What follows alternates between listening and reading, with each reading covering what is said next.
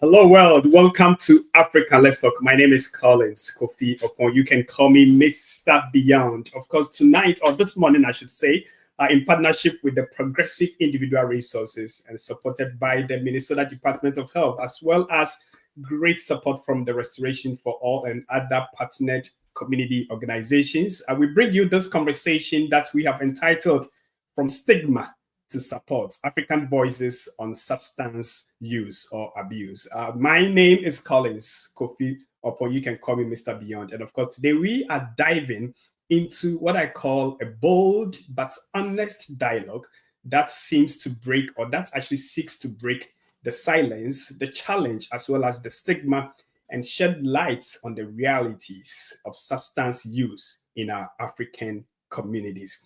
We are joined on this conversation by an outstanding panel of experts who bring professional insights, lived experiences, and of course, cultural understanding to the table. I have with me joining us Mr. Fidelis Kum, as well as Miss Grenda Gilbert. We also have Dr. Fatai Papala and our very own Dr. Raphael Omota. So wherever you are, please help me welcome our guest to the program. Of course, we were having a lot of audio challenges from Fidelis, but we'll be joined by him very soon. Lady and gentlemen, please, you are welcome to this conversation.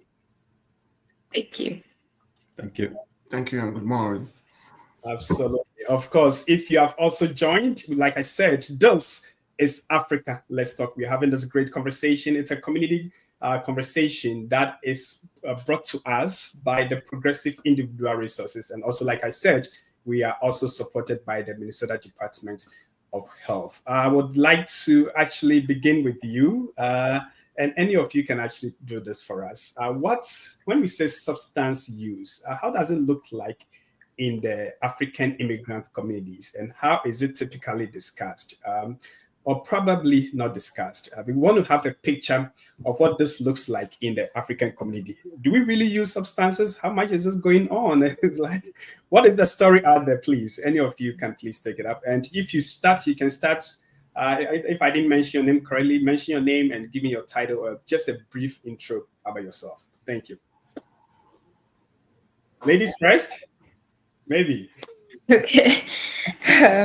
I can definitely start. Good morning, everybody. Thank you, Mr. Beyond, for this platform.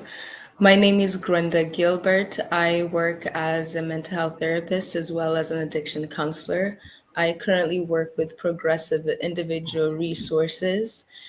And to directly answer your question, I think that the latter part of your questions where you mentioned how is substance abuse not discussed, I think shines light on the overall patterns of use within our community or the African immigrant community. I think that we don't often discuss it enough, which I think fuels some of the issues that we deal with because we cannot find a solution to something that which we don't know and we don't call it, we don't term it. So the lack of conversation, the lack of awareness that goes along with not having this conversation and even education, I think is a larger problem to the substance abuse that is within our community because we don't even know it's there, but it is there. It is there. Thank you so very much for nailing it's right on that indeed. It's something that is there. Can I come to you? Dr. Papala, please, on the same question, would like to know from you, how does it look like in our community, especially the community that you come from? And how is it typically discussed or not discussed? All right. Good morning once again, and thank you for having me on this panel. And on this very, very important, sensitive topic that we often shy away from, talking about. Right. To use the layman's language, substance use used to be known as addiction until a year or 2 years ago when the DSM-5 made that significant change referring to it as substance use disorders. And the rationale for that is to address some of the things that we are here to talk about today, which is the stigma, the fear of being labeled, the fear of, not having access to adequate treatment when it comes to the issue of our community. Now, it's not like we don't talk about it. We know it exists, but the discussion, I would say, it's often met with some level of secrecy, some levels of I don't want folks to know that I'm struggling with this. The better I deal with it by myself and not putting myself, out there, and that is creating a whole lot of dynamics into access to healthcare, into getting the necessary support system for anyone that is struggling with substance use disorder. But the good thing is that things are changing. I'm not going to say significantly, but if you look at it now, we are here talking about it. Right. How it's impacting our community.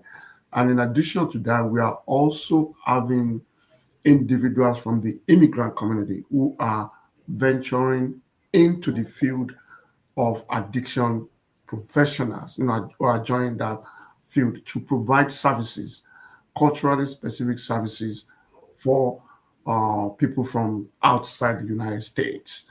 So, again, we are talking about it, but we are not addressing it to the level that the other mainstream population are looking at it as not, a moral failure.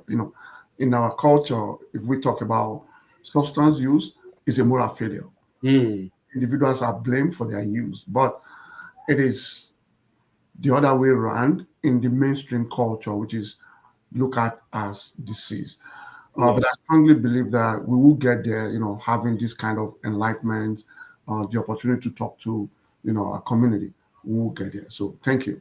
Absolutely. Thank you so very much. If you joined the conversation, please, you can keep your comments coming in. Indeed, Honorable Talk Show. She says, Mr. Beyond on the mic, great job. Thank you so very much. And I appreciate the comments coming in. So please, if you join us, you can also share your comments. You can share your feedback so that we can actually speak to it directly. Dr. Omoto, is there anything else you'd like to add as far as that question is concerned? Yes. Thank you, Mr. Beyond. Thank you, listeners and viewers. My name is Dr. Moto. I'm the director of Metro Behavioral Consultants based in Brooklyn Park. Substance abuse, mental health, those are subjects that are very, very dear to me. And in regards to African communities, I agree that there is use of substance, but mostly it's never discussed. And even if they're discussing, they don't discuss more as we're supposed to. Yes. And mostly some other use of substances, like let's say alcohol, has been normalized, in functions, in some occasions, they normalize it and they think it's normal to drink or to use some of these substances. And as my previous speaker said, if they're using this other substance apart from alcohol, let's say street drugs, they do it in privacy. Nobody wants to be known that is using it, especially when the family is religious. We realize that these people have been using substances when it's too late, when already their judgment have been impaired and they've done something very drastic, maybe gotten involved with the law or taking their own life, things like that, or family feuds or issues like that. So, as I said, one of the reasons I decided to have my practice based in Brooklyn Park because I wanted to provide cultural sensitive interventions to our people. So we really encourage our immigrant communities that they shouldn't be silent about substance use because they come here with a lot of trauma, a lot of challenges they get here that put them at the risk. It becomes a risk factor to substance use. The challenges they face while they're here. becomes a risk factor. Stress, mental health, language, and all that, and they easily be susceptible to being addicted to substances. All right. So of course, we're taking the blame away from people who are affected by it, because really sometimes many people who get into this are really innocent from the start until it really gets to a point that it becomes a problem. So of course, this is why we're having this conversation, to encourage everyone that no matter how the situation is for you, there is help out there for you. Of course, I'd like to come to you, Brenda, at this point. I would like to know what cultural or societal stigmas exist around addiction and mental health in our communities. Of course, we've talked about stigma. What kind of stigma is currently prevailing in these situations, and how is it affecting the fight against the abuse of substance? Yeah, so I will start by referencing Dr. Papula. I think he mentioned that limited discussions or conversations Sorry, around substance Brenda, abuse. is it possible Yes. to lower your audio a little bit? Okay. Yes, there was a lot of feedback, please. Is Oh, that better? yes, it's better. Yeah, now I can hear you. Yes, thank you. Yeah. Um, Yes, as I was saying, I will start by referencing Dr. Papula. I think he posited it very well, saying that the limited conversations around substance abuse and mental health due to the perception of a moral failing, I think is a good start to have the conversation around stigma. People feeling like I did something wrong. If people know that I am using this, then how may people perceive me? Dr. Omoto also mentioned, especially when these individuals are also involved in a religious organization, right? That also adds to that, where the secrecy around having this conversation or using is, I don't want people to have a different perception of me, especially if I belong in a member of the church. I think that we as an African people are prideful, rightfully so. We do care how our family is perceived, right? Honor is an important thing to us. So back to the moral failing aspect of it, if we often think that people who engage in substance use or abuse are, and statistics point to this a little bit, but it will be people who are poor or uneducated. But think about how that is perceived for an African family. What are their morals like, their values? So I think that's part of it. And that stigma, that looking at it as a moral failing, not wanting people to see you as in a certain light, I think prevents individuals from seeking care, because to be able to seek care, you have to acknowledge that, yes, I have a problem. And that is still a burden or an issue that people don't want to acknowledge yet again. So it just continues to keep individuals in this cycle of use and mental health turmoil. Absolutely. Thank you. Thank you so very much for sharing the light on stigma, and even how it leads to people keeping this uh, kind of habit to themselves, even though they have to speak out, they have to seek for help, and they are not getting the right help. I would like to come to you at this point. And let's try and see if we can get Mr. Fidelis, please. Let's try your audio. You may not come on video, but can you hear me? If any chance? Not yet. Not yet. Okay. Okay. We'll try again and definitely get back. I know you have an assistant trying to help you get the audio on. So we'll try again and get back to you. But I would like to probably come to you now. Dr. Papala, what I want to know is, in what ways does substance use impact our African immigrant families differently than in other communities or populations? Is there any way that our impact is maybe different from what happens in other populations? That's a very good question. And I mean, there are a lot of course, impacts of substance use or alcohol. It's never positive, you know.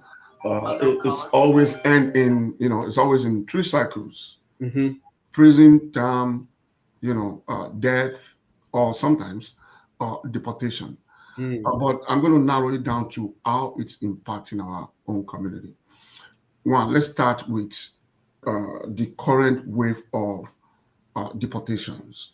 individuals who are struggling with alcohol use disorder, if they have any form of charges like driving while impaired, if they have one or two, they are very, very vulnerable to being deported at this point. Yeah. One, it's impacting our immigration status. Also, addiction or substance use disorder is a family disease. If one person is struggling in a family, the entire family is going to be impacted. Yes. Yeah. Now, as an individual, if an individual is struggling with substance use disorder, whether it's alcohol or illicit drugs, of course, it impacts the income. They may not have the ability to work. Their productivity level is likely going to be dropped. And also, like Dr. Omodo said earlier, there's a big correlation between substance use and mental health. So they are likely going to develop some levels of mental health issues. And we are not forgetting the health hazard that comes with drinking or using illicit drugs. And more importantly, I spent some time in the family, children and family services. Individuals who are, struggling with substance use disorder, they are likely going to get into the system. And I mean by children and family services, I mean child protection. They are likely going to get into the system or the larger law enforcement system. And we all know how that plays in this country. And I'm not going to forget the impact on the family at large. That could lead to disintegration of the family. It could bring in chaotic scenarios in family of individuals who are struggling with substance use. Now, what about the youths? They are likely going to be struggling with school assignments. They may have difficulty in proceeding in their educational goals. They can be suspended, and they may have difficulties in completing school work as well. So if you look at it broadly, substance use disorder affect the whole being, whether adult or youth. And of course, where we started from, the stigma. You are struggling with substance use in our community, you are likely going to be the subject of, ridicule. It's going to be cause of the way we perceive it, because some still perceive it as a moral failure.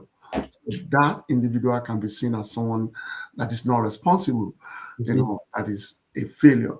So by and large, substance use disorder is impacting our community, our productivity, our immigration status, and is tearing our families apart. Wow, thank you. Thank you so very much for sharing into detail the impacts that substance abuse having on immigrant families like ours. And thank you so much, everyone. Please, if you join the conversation, share so that we can invite more people to delve into this, because everyone could be affected in a way. It could be your own family member, it could be a friend at work, it could be somebody you know in the community. And really, there are a lot of stories that's come up, especially with this regard. I would like to come to you now, Dr. Raphael Omota. Of course, for me, I speak to young people, especially those who are indulging in alcohol. Mostly it comes from peer pressure, from college or high school or whatever, and then it gets into other things. But then, in our case as immigrants, in totality, so what role I would say does immigration stress, such as sometimes isolations, language barriers, or financial pressure, actually play in contributing to substance misuse? Are there any correlation between these stresses and the usage of substance? Yeah, thank you very much, Mr. Beyond. Honestly, there's a lot of correlation between language, isolation, and financial stress. They contribute to substance abuse. And especially for us immigrants, when you're talking about isolation, remember we just moved into this country and we are physically away from our family. Some people move here just as young, maybe as students, they've left their whole family back, or some come here because of financial stress. They don't bring their wives. So they are basically isolated from their family, and they're coming to a new environment, a new culture. So they're also isolated from their environment. Mm-hmm. They also isolate from their culture. They're coming here, winters and all that, new culture, and all this lack of, that disconnection of culture, creates loneliness. When you are lonely, you become vulnerable, especially emotionally. And when you become vulnerable, you want to get ways that you can overcome that, to Mm-hmm. cope. You want to cope. And some people may cope well, some may not cope well. If we were in Africa, it will be easier for you to cope. You can walk into a neighbor's home and you talk about the weather and everything. But here, you have to stay in your house. Maybe if you can't go and take a walk, it's winter or it's the heat. During summer. So some people may want to cope in a way that's not okay by using substances. It may start with alcohol, just a little bit. Just a little bit, yes. And then with time, your body becomes tolerant and you start taking more of it. You need more so that you can feel better. You start self-medicating. Mm. You start self-medicating with Tylenol. At some point, it may not work. And then you move slowly, you get to the street drugs. So that's how isolation can really create, that kind of substance use. And also we have, just in terms of culture, the food, the Mm-hmm. language, actually. Language is also part of the isolation because of the language barrier. When you can't express yourself, especially here in America, people speak in English and you can't speak in English, so you're even ashamed to go and seek help. People are scared that they'll talk about your accent, so they may not be able to verbalize their feelings. They may not be able to verbalize their feeling, seeking help, things like that. That makes them really vulnerable, Mm-hmm. and they can use substance to cope with that. And also, when you fear that people will talk about your accent, there's also that bit of fear of judgment. Mm-hmm. And that will really make you to start using substance just to overcome that kind of thing. And then, Okay. of course, coming here, we have a lot of financial responsibility. We came here seeking greener pastures, then we left our family at home, and they want us to send money every day. Yes. And no amount of money you send that will be enough. So that is enough stress. And then you come here, you had a qualification, and then your qualification just didn't match anything here. And then for that reason, you didn't get a job that was well paying. So you came here as a doctor and then you're working as a CNA. You have that stress. You need to work 3 jobs to just Yep. get enough money to send to your family and also to pay the bills here. So you have the problem of a language that will not help you get a good job. Then you have that level of education that you had a PhD, and then you come here and then you don't have anything to do. You have to be a handyman, something like that. You feel like a failure. Failure. You Yeah. need to make a lot of money. You take up 3 jobs. You need to pay bills. That when you come home, you are tired. You are fatigued. Your wife is away.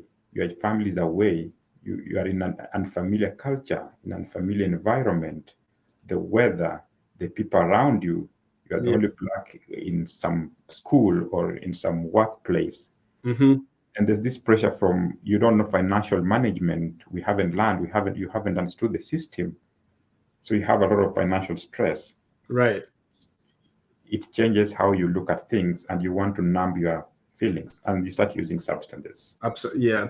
No, I think that these are all really good reasons why I believe people may get into it. And that's even the more reason why people should begin not to feel like, wow, I did something so wrong, morally wrong, to get myself into this situation. Where it's more like telling them that we understand you. We understand why you may have gotten yourself into this. But definitely there is also the way out. And that is why these community conversations are so very important. I'd like to come to you, Brenda. I would like to know, is it actually unique to the African immigrant community where we are more likely to suffer in silence because of stigma or lack of culturally appropriate resources? Why or why not? I'm trying to figure out from your dealings in our community and other communities, is it more peculiar to our communities to kind of suffer in silence? Like you mentioned earlier, our culture, we tried our self pride and all of that comes into play. How is this relatable and what is the way forward? Yeah, I absolutely agree and think that our African immigrant communities do suffer more when it comes to substance use disorder and mental health challenges. And yes, a few of those reasons we've discussed a little bit here. We've talked about the moral issue. When you're feeling like it's a form of weakness or I did something wrong, the shame that comes behind that. And because of shame, you don't want to talk about it because judgment from the community, gossip. And going back to there's this African narrative, oh, we're such a strong people. And personally, I've observed it in my Kenyan community and the older people, where it's like individuals want to or they believe that they should be able to do things by themselves. I should be able to tackle challenges by myself because, after all, I am African. I have endured so much worse when I was in Africa. So, this also can lead to a form of like emotional suppression. Where you're not, once again, you're not attacking the issue or facing the issue up front. You're suppression. You don't want to deal with it. You're putting it or brushing it under the rug. Another issue where I think that yes, Africans or immigrants do suffer more, it's the lack of cultural competency services. I think that especially working in the field as a counselor, I think most of our interventions or modalities are very much Western centered or very individualistic. But when you look at an African people, we're a collective society. We don't just work as one on one, we also look at the family system. So I think there can be a disconnect there too. Mhm. And there's also just lack of representation, I will say, having therapists or counselors who also understand the African culture, the expectations, the faith-based interventions of the suffering, and how people even understand and interpret that. I think also kind of influences that. I think that generally speaking, a lot of us, we are more in terms of talking about mental health and substance abuse and seeking for support. I think most of us would be more comfortable meeting with somebody who looks like us or who has some understanding of where we come from. So I think lack of that representation, not just like in counselors, but also the material, like I mentioned, not having interventions or modalities that are based in the collectivist type of understanding, but also understanding the individual and their background as an African. Mhm. Another reason why I believe that Africans or immigrants might suffer more is cost. Mhm. The cost comes down to prioritization. I think that especially the elderly generation here in the US, when we talk about money sometimes is often split between here and back home. Right. I have observed my parents having to also kind of financially take care of their families back in Africa. So when it comes to, prioritizing mental health or substance abuse, think of it as one, it's not really acknowledged. Nobody wants to talk about it. The narrative, I'm such a strong person, I can deal with it. And then you go to seek support and it's like, oh, you have to pay for it. And they're like, do I pay for this service here that I don't even want to sit and talk to somebody about when I can deal with it alone versus when I can send this money back home and it could benefit somebody? Yes. Another part of that could be just systemic mistrust. I think that as an African people, as a melanated colored people, there is a hesitancy in seeking support, and some could be due to the consequences, like Dr. Papula mentioned, what could come about, if I were to go to jail, what if I were to be deported, especially in the climate that we're in, because some of these things does go on your record. And a last bit will be the language differences. I think Dr. Mote referenced that. Language for me, I think of it as in, yes, the language that we speak, how an African individual might interpret it. But I also think the language that's used in the actual, like, assessments that we do. I think that the labeling, Dr. Pokula mentioned that, how we might diagnose or talk about substance abuse and mental health, that language that we use, that's not, I think that's a little novel to an African population, can also turn them away from seeking services. Yeah, indeed, indeed. No, it's very important that we are actually talking more about these situations, because these are real conversations that take place in our community, and these are real, actually, situations that's happening in our community. But even, how do we address it? How do we call people who may be suffering? How do we interpret it? So, in many ways, we are not doing ourselves a great service just because we are actually letting people feel like, wow, I don't belong to this place just because maybe I smoke, just because I use alcohol, just because maybe I do weed or whatever. So, no, these are very important conversations, and we'll come down to where we are talking about where we can move away from a place of judgment to and silence, to a culture of support to those who are struggling. But I'm not sure if we still have Mr. Fidelis. I know we're still having challenges with his. Let's try one more time without coming on video. Can you hear me, please? Not yet. Okay. Not yet. You don't have to come on video. I just wanted to make sure that your audio. Yes, it's not yet. I will try and get one of our team to call you to see if how best they can help you.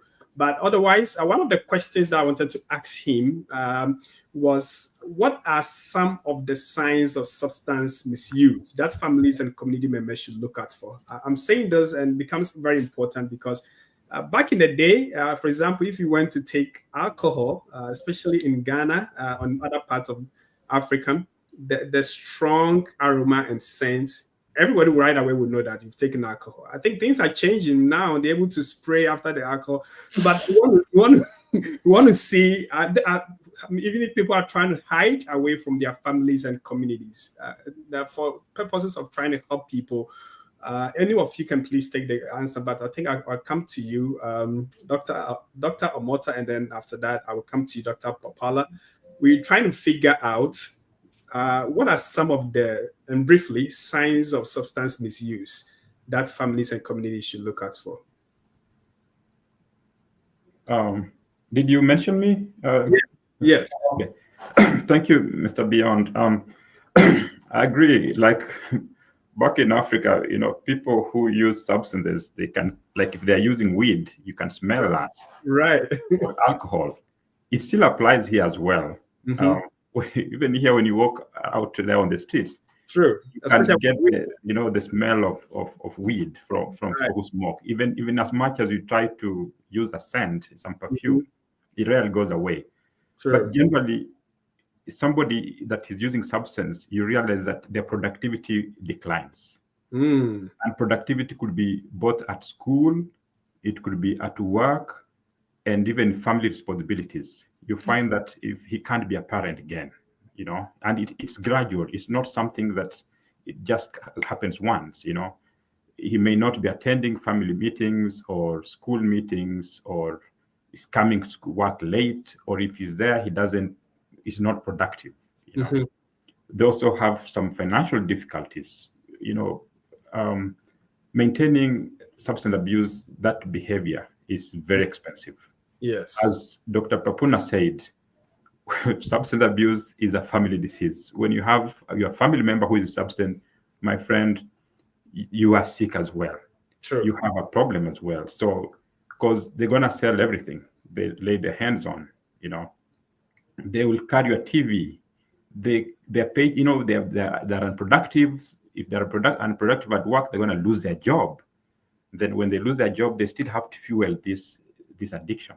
And what do? They need to get money from your family. After they've exhausted everything, they're going to go to the streets. They start shoplifting and all that.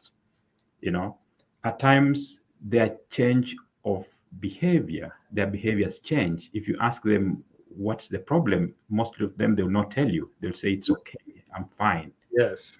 Some of those small cues, you need to pick from them. I keep telling you, oh, everything's okay, I'm fine. They become moody.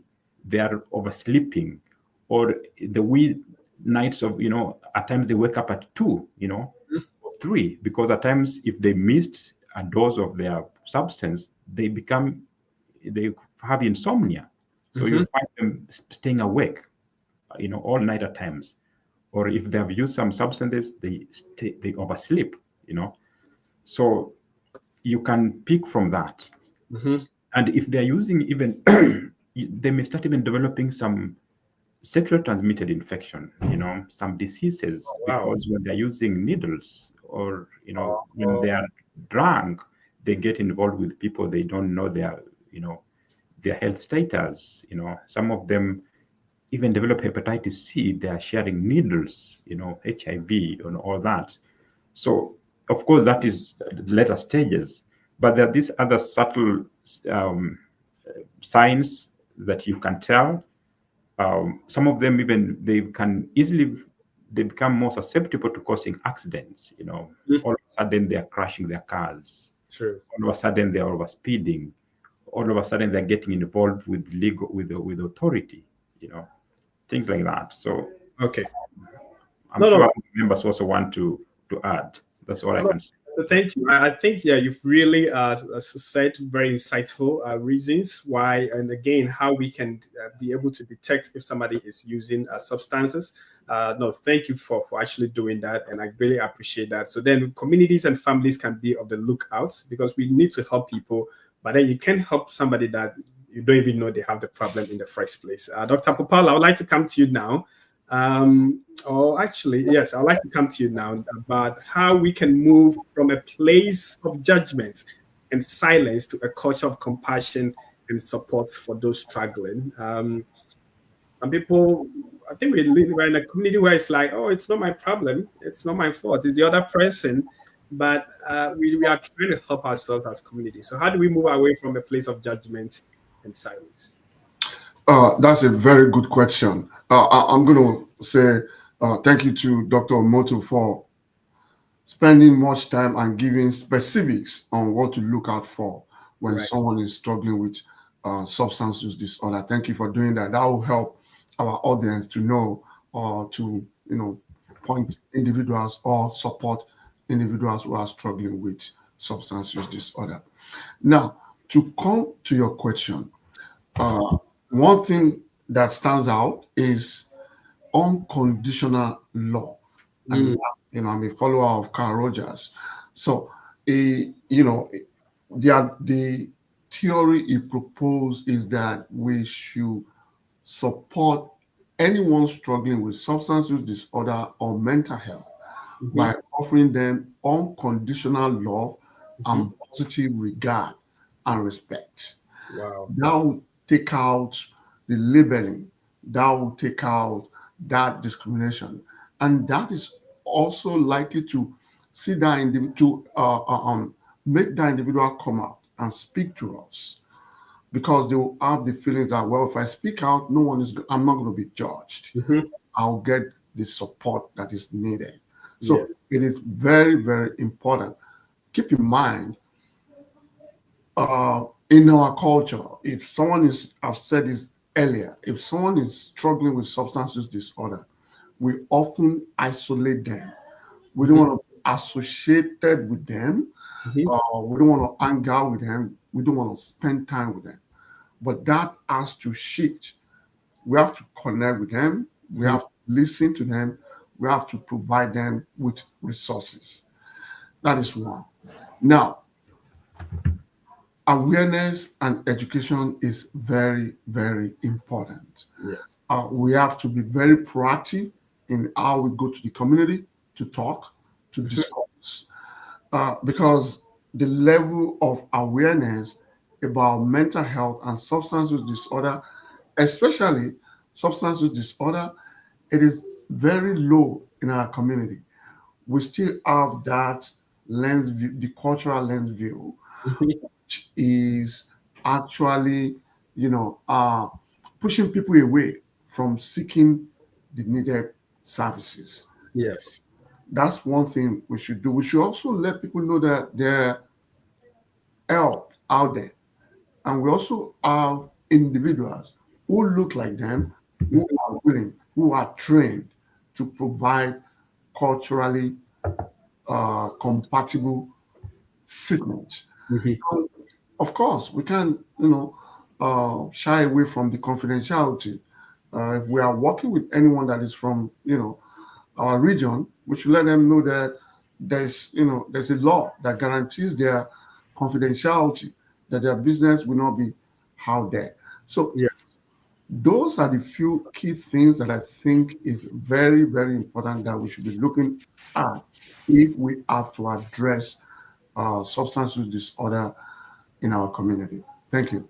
Thank you very much, and especially when you mentioned compassion, because recently that is also the view that I've appreciated to use, because sometimes yes, it's easy to overlook people who are not behaving like you or acting like you, but one thing it was more of a discovery, like, hey, Collins, compassion. I mean, towards anyone who is not acting or doing right with me, is to first look at them with compassion, and then from there it comes to a place of understanding and even love, like you have said. So no, thank you so very much, and I think that is exactly what we need. Now it's more like we're delving into the solution part, and let's try one more time. Mr. Coom, can you hear me, and can you say hi? Maybe I can hear you.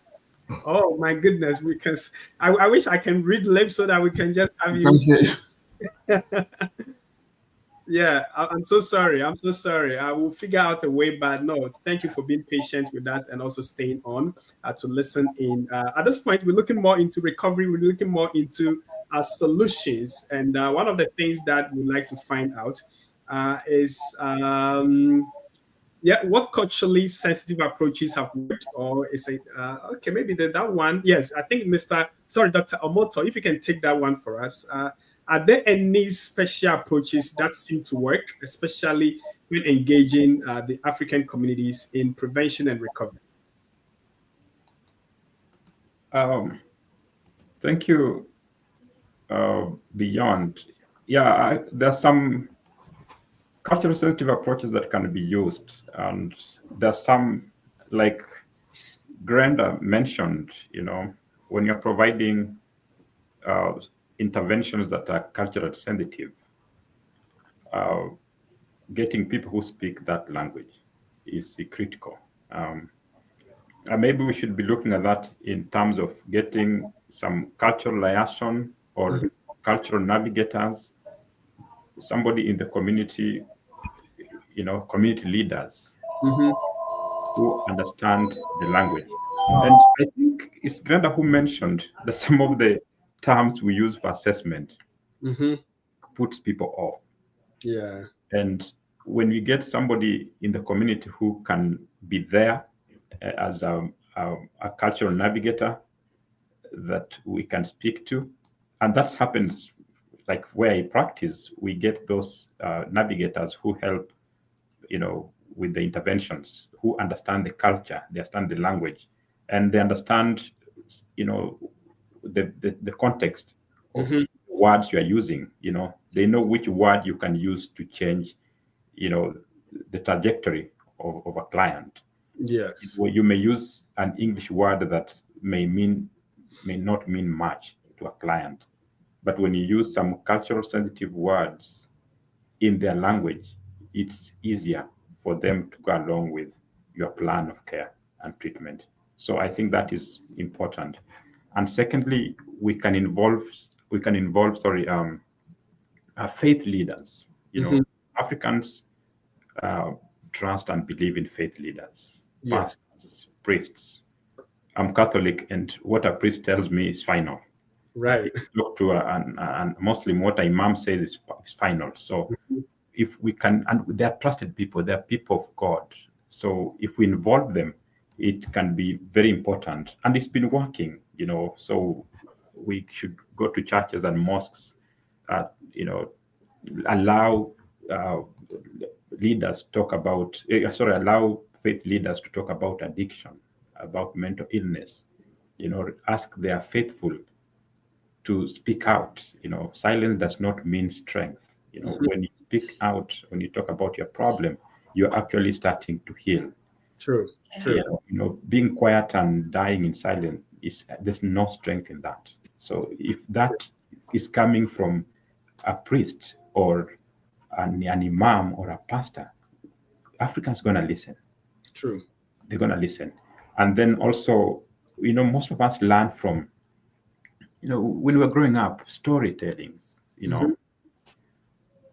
performance, art. We can organize those art songs, some words meaningful. We can talk about, can sing, create stories about addiction, mental illness. It's more impactful than just talking. True. Some of us who come from East Africa, we listen to Congolese music. Musicians create, very good music. If they can talk about mental illness and addiction in their songs, Yeah. in their stories, it can be very impactful. Absolutely. And also, we are in Western culture. We have Western medicine. And the practice of medicine, we can't just use one alternative.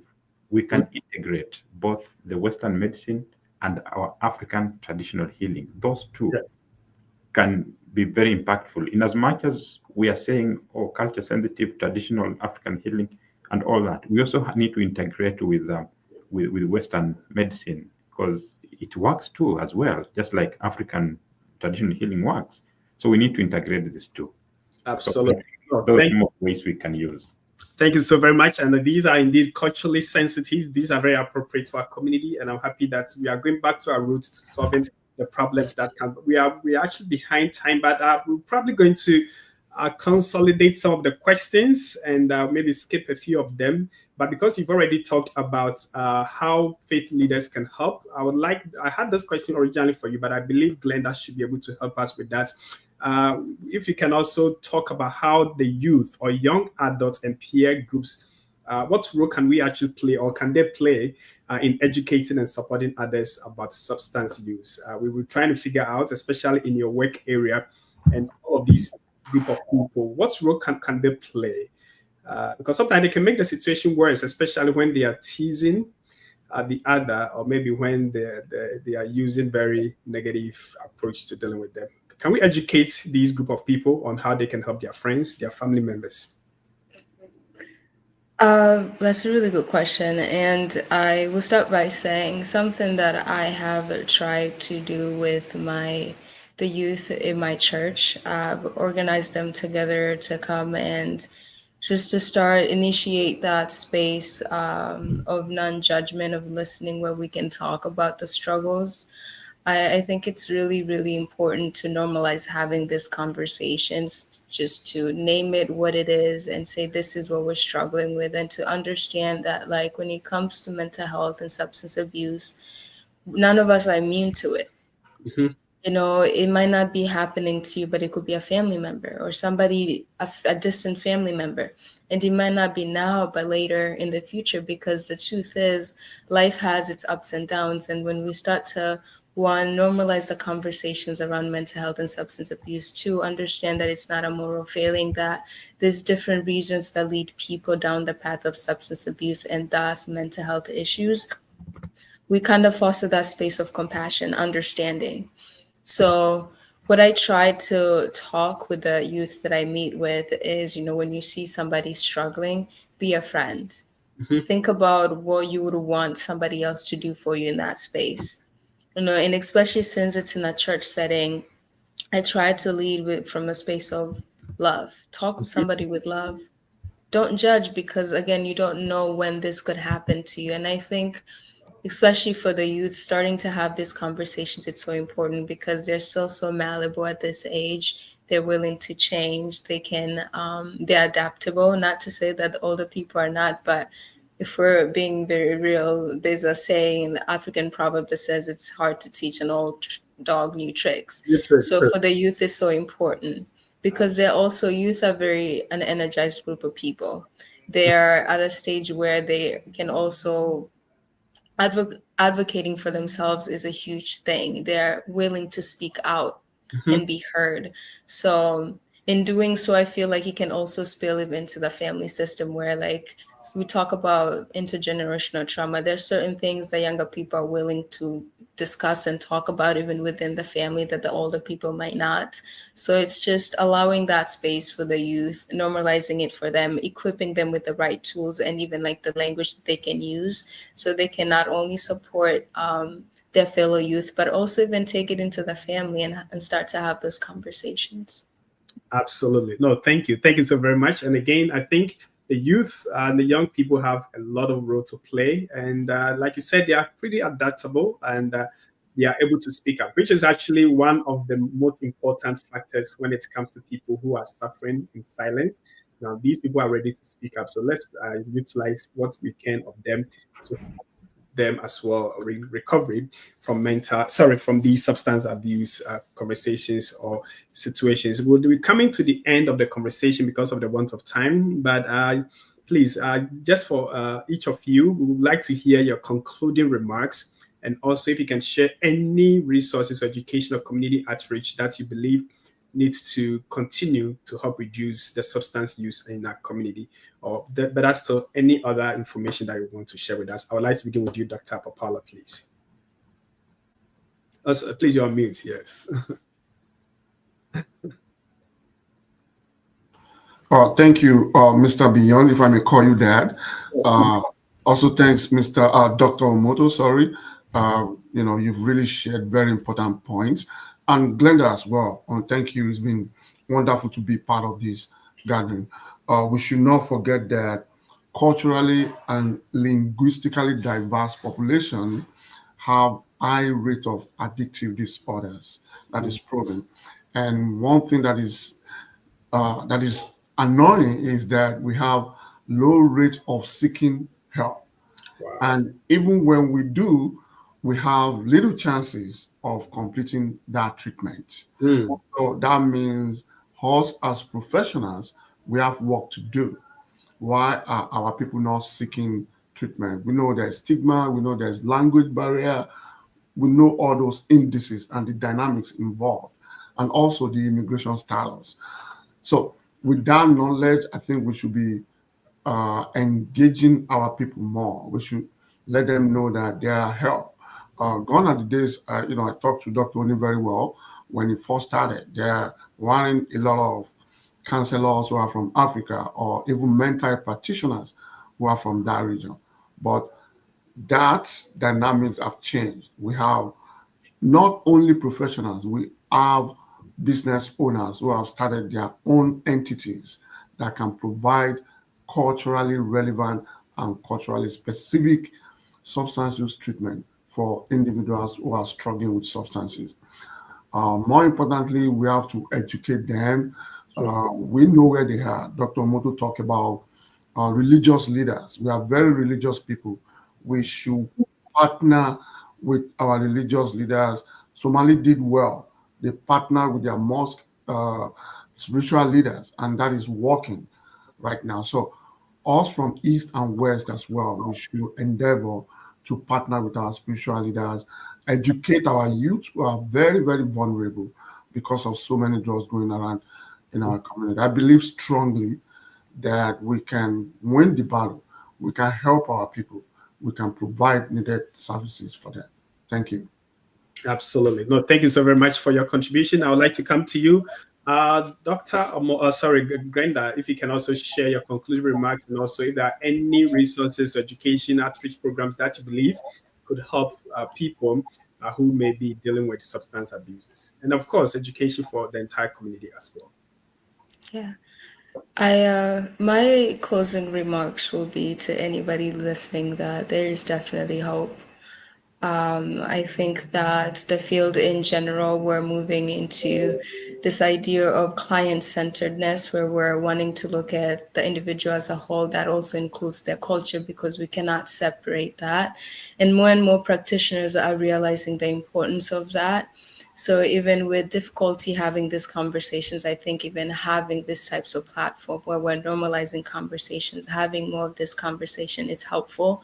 And again, hope in that even Dr. Popula mentioned more of our African immigrant business owners are opening spaces, including Dr. Oni, who's opening a treatment center where we want to really include culture into mental health and substance abuse services, education, to really understand what does our population need. So please do not suffer in silence. I know that it can be sometimes really hard, isolating, and hopeless, but there's always a way out. Indeed, there is always a way out. There's a brighter future for everyone who may be dealing with that. And I think actually people have to begin to look at the better version of themselves, whatever they want to do for their family. They should explain their big why as to when staying away from addiction would provide for them. And I think that's a good place for them to start as well. And also engaging with professionals like you who can give them the right guidelines and support.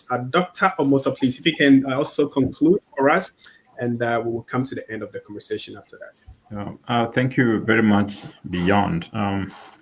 In my concluding remark, I would want to remind our listeners that when it comes to substance use, there's nothing like saying I'm functional substance user. There's nothing like that.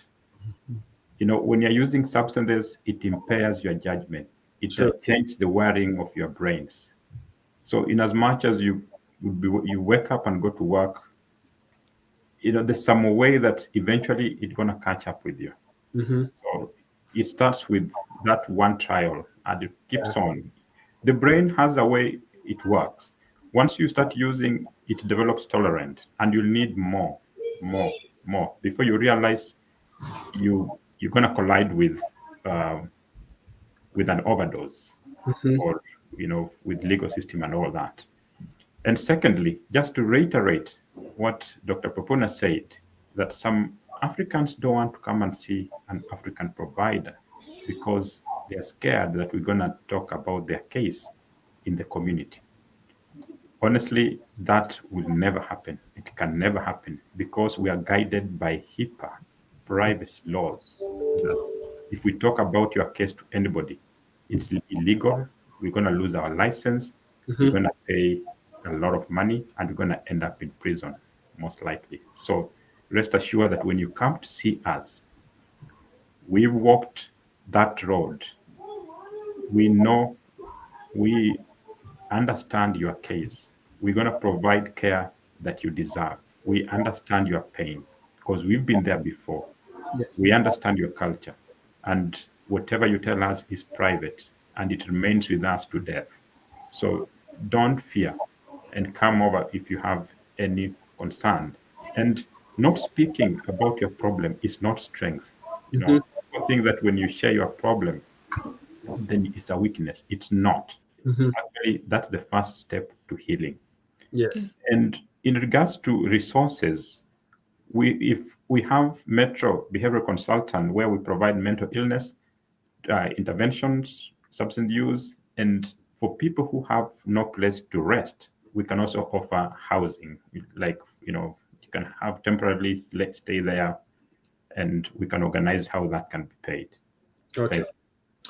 Thank you. Thank you so very much. I cannot thank each and every one of you enough. And also thank you, Mr. Fidelis Kum. I'm sorry we're not able to get your voice to work, but definitely I hope that this conversation would go on. And I'm looking forward to actually getting in touch with people who may be going through the situation and they are available to share their stories. Or better still, somebody who has gone through the recovery and now they are whole, ready to share their stories. And I think that will, in that case, we'll definitely get you back as well to kind of contribute to this conversation. Thank you, Lady Brenda. Thank you, gentlemen, for being part of this program. Really appreciate all the support. Thank you for your time. Absolutely. All right. To everyone who joined the conversation, I say thank you. Thank you so very much for being part of this conversation. We have been speaking about the stigma, or better still, what I would say has to do with moving from stigma to support. Yes, moving from stigma to support as far as African voices on substance abuse is concerned. We are all in this together. I mean, that is all I can say. We are all in this together.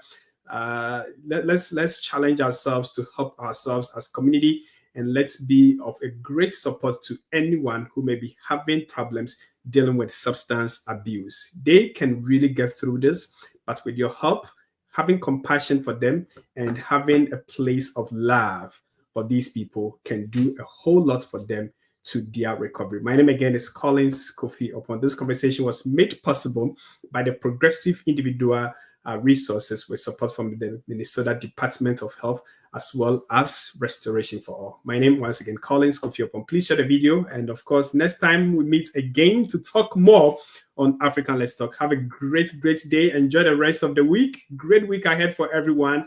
Step out there, enjoy the great weather. And hey, just be nice. Just it's the cheapest thing to do now, actually. So stay nice, care for others, because that is what is most important. Have a good week, and God bless you, everyone.